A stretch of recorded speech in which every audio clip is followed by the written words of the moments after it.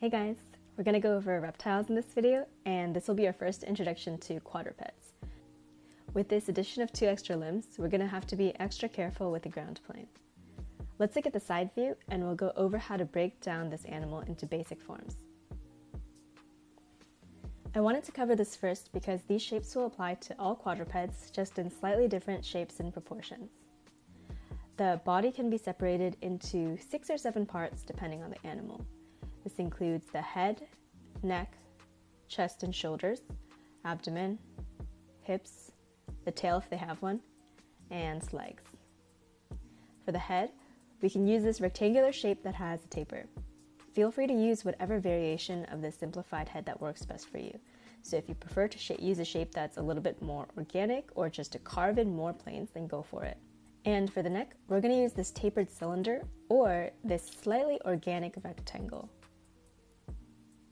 If you are going to use a cylinder, just mind the turning planes, so the change from front to side.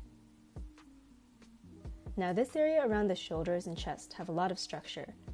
This is where we see the spine, the ribs, and scapula all come together. So we'll be using this upside down U-like shape, and it actually divides right in half.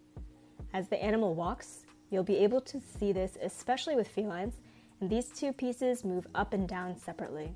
The abdomen is like a flexible marshmallow that's stuck in between these 2 graham crackers. So this is a softer section compared to the chest and the hips, and we can use this rounded form to block that in. For the hips, we'll use another rectangle, and the tail can be taken care of with a tapered cylinder or a direction line for thinner tails. For the limbs, I'm going to start out with just lines to take care of the direction and proportion, then we can block in the volume. For hoofed animals, we can see this upside down Coke bottle shape that tapers, and for reptiles, we'll see a little bit more volume at the center of each form.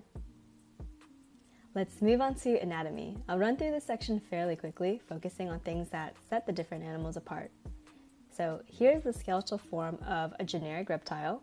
Notice a lot of angularity in the head and the bones in the tails. These are called chevrons. These are specific only to reptiles.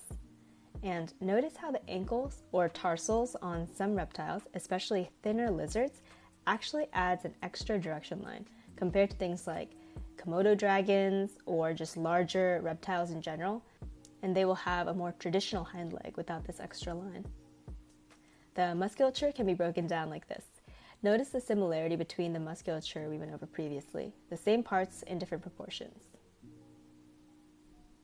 And I just wanted to let you guys know, whenever you're studying a specific animal and let's say you can't find the musculature for that animal, always compare and contrast.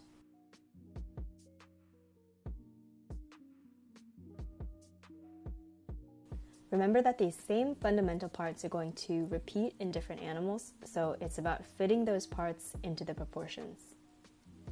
So here we have a side view of a Komodo dragon, a large reptile, and they're able to lift their torso a little bit more upright with shorter, blockier snouts and a smaller body in general. And here we have the side view of a crocodile.